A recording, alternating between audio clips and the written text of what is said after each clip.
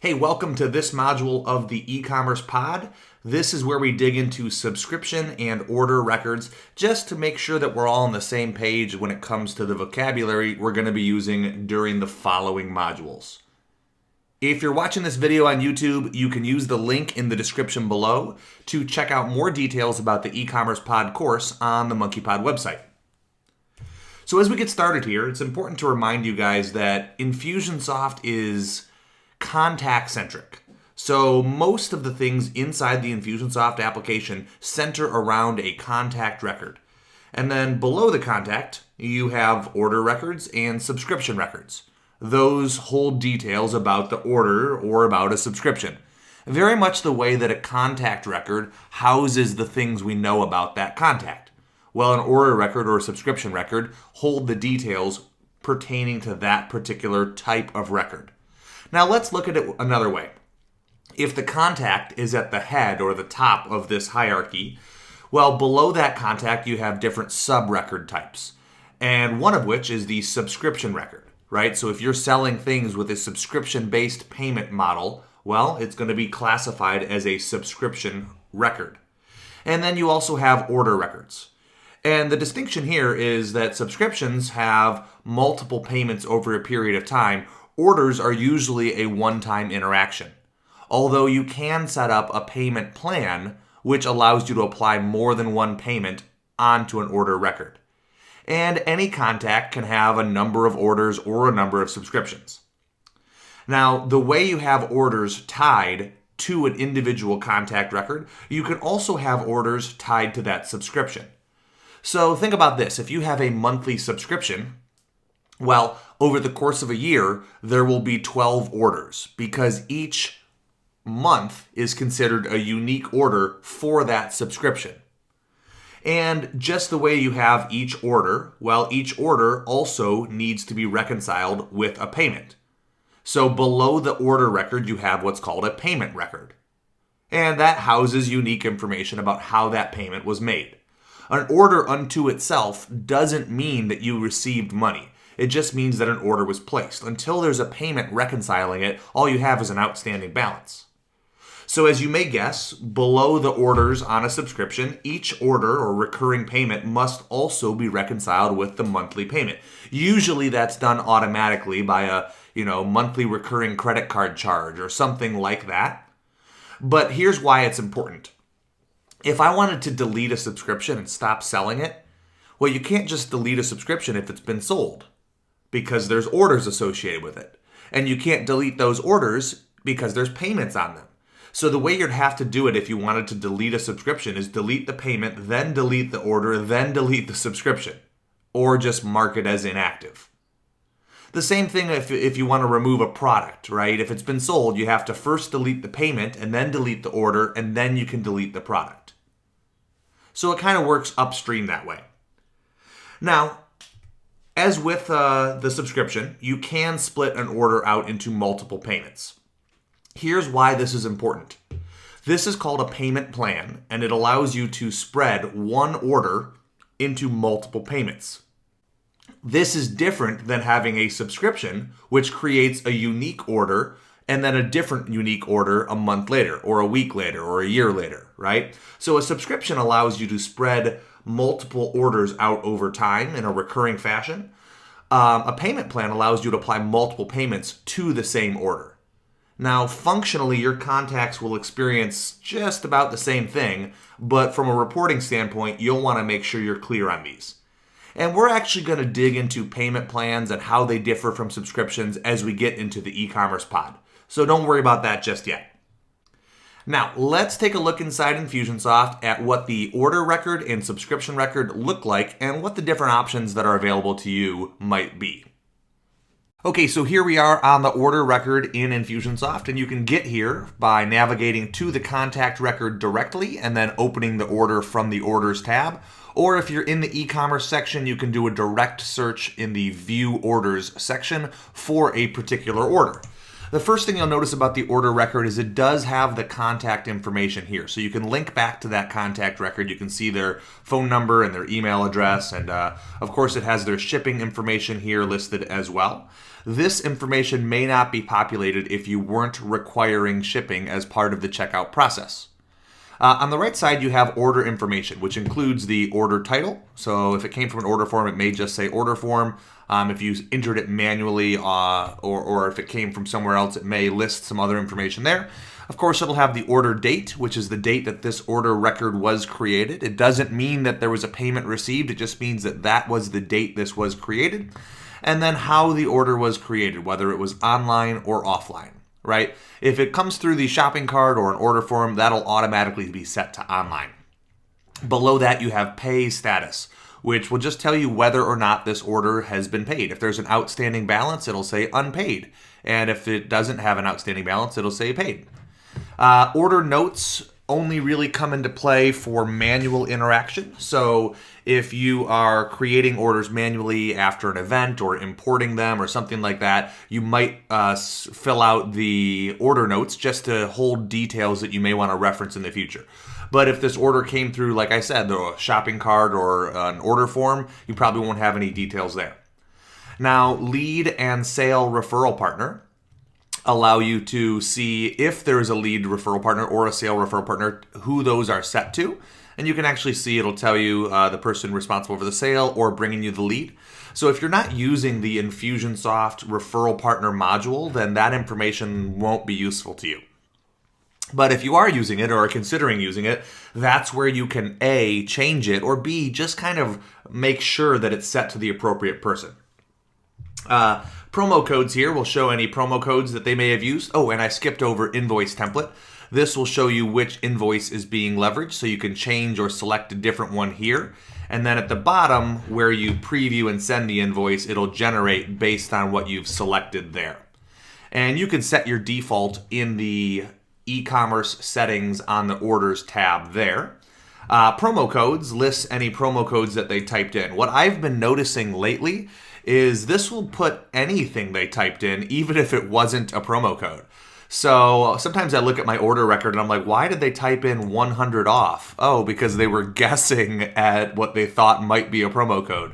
Or several people have guessed monkey as a potential promo code. McDaniel was a testing one that I was using. So if you're watching this video, I have deleted that now and you don't need to go test it, but I was using it back in June to verify that this was working. Source information. We'll show you some details about the contact, their IP. I was doing some testing, like I said, so I had a referral partner, and this is back in April. I believe it was at Infusionsoft University. So that'll just show you information about how they got there, their source, if there was a referral partner, as well as the date that that was set. So below that, you then have the actual details of the order. So here's what they bought, and then if there was a discount associated with that promo code, it'll list that here as well. So 1, 2, 3 items, no fulfillment required on either of those. You could remove them or adjust the order. You could calculate tax or add new orders. It says the order details or order total there.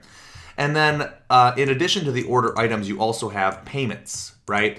And this is any payments as they pertain to what was owed, right? So you can see on the same date, it approved and processed this credit card for this amount. The notes are going to be auto-populated as an auto charge unless you're applying like a check, right, or some sort of manual payment, and then the notes will be created by you in the process of adding the payment. This is also where you can refund payments. I'm not going to get into that right now, but in the e-commerce pod, we do have a section on creating manual orders and refunding them. So we can talk about that when you get to that module. If you're using commissions for the referral partner program, you can recalculate and create commissions, right? So if there was no partner and you need to set one, you could choose your partner and then go click create commission, and it'll allow you to add a commission for that particular person. If you remove the partner because maybe they don't deserve credit for that sale, you can then click recalculate and it'll recalculate whether or not there's commission earned for that person. And then finally, if this person is on a payment plan, down here, you can view previous attempts. It'll show you all of the different payments below, and you can modify that payment plan right then and there. At the very bottom of the order record, so if you scroll all the way down next to the Save button, you've got a couple more options. Send Invoice will allow you to send the invoice to the contact, and you can adjust the from address here as well, type in some different things, and then click Send. It actually sends it as a .html file, so it's basically a hosted form or a hosted page that they can then view or screen capture or print. If you want to send them a PDF doc, I discovered recently you can click Preview Invoice, and from here you have the option to print invoice, and you can actually print it as a PDF to yourself, or you can just click Mail PDF, and that will allow you to attach it to an email in a PDF format. So if that's what you're reaching for, it is a manual process, but it's possible. And then beyond the invoice options here, you also have chargeback dispute and clone if you need to clone the order record. Chargeback dispute, I'm not 100% clear on, but my understanding is that if somebody submits a chargeback through their card, this is where the information will populate as it pertains to that particular grievance or claim. And you can save and view and modify a few of the chargeback pieces of information here. Hopefully that's not a big concern and you don't have a whole lot of those happening, but that's where you'll access it from the order record. Now, let's take a look at a subscription record.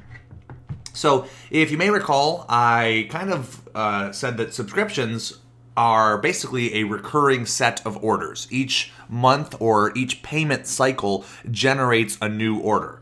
So the subscription setup here is going to have all of the information about the subscription, right? And if you need to cancel one, you could just switch it to inactive and add an end date here and the reason it stopped. This is a sample subscription that I just created for the purpose of this video. So it doesn't have any payments, it doesn't have any anything on it. But you can see the subscription has been selected here along with the particular billing cycle, the number, bill every 1 month, or 1 year or 10 weeks or what have you, whether or not there's tax, a referral partner associated with it, if there was a promo code, how it was created, online or offline, which invoice template is being used, if there are any credits that you need to add to a subscription, you'll do that right here from the Create Credit button. And then the recharge information. So it's almost always going to be set to auto charge. And then you can select of their credit cards, which one we want to bill, of your merchant accounts, which merchant account we want to use to process. And again, you're not going to need to configure this unless you're creating the subscription manually. If the subscription is created automatically, then all of this information will auto-populate with your default settings. Now, if a contact does ask to have their invoice emailed to them monthly, you can check that box there, which will automate the sending of an invoice each time a payment is processed successfully. And what you'll see at the bottom here is a list of previous orders. So once this began billing, each month it would add a new line item down here with details about that order. So you'll have order records within this subscription record. And I kind of glossed over this, but it does have the contact details and you can link back out to the contact. So that's about the size of things here for the subscription record. You can see that it has some different information than the order record because obviously a subscription is ongoing. So it has the terms of that agreement, the upcoming information. It allows you to apply credits that in the future will be exercised against an outstanding balance. And if you need to delete it, like I mentioned, first you'll want to delete any payments, then you'll delete the orders, and then you can delete the subscription. But primarily, you'll just mark it as complete and then move it to inactive when you're done. The last thing I'll mention is that both subscriptions and orders allow you to add custom fields, which would house specific information to that subscription or to that order, right? The challenge with these custom fields is they don't take away from your 100 contact custom fields. A lot of people know that you get a certain number, 100 contact custom fields, but you also get 100 custom fields for your orders, your subscriptions, your referral partners. Each record type can have up to 100 custom fields. The challenge, and what I was getting to, is that these fields are accessible for searching and filtering in your reports, but they don't show up as options to merge into emails in the campaign builder. They don't show up as logic or criteria for your decision diamonds.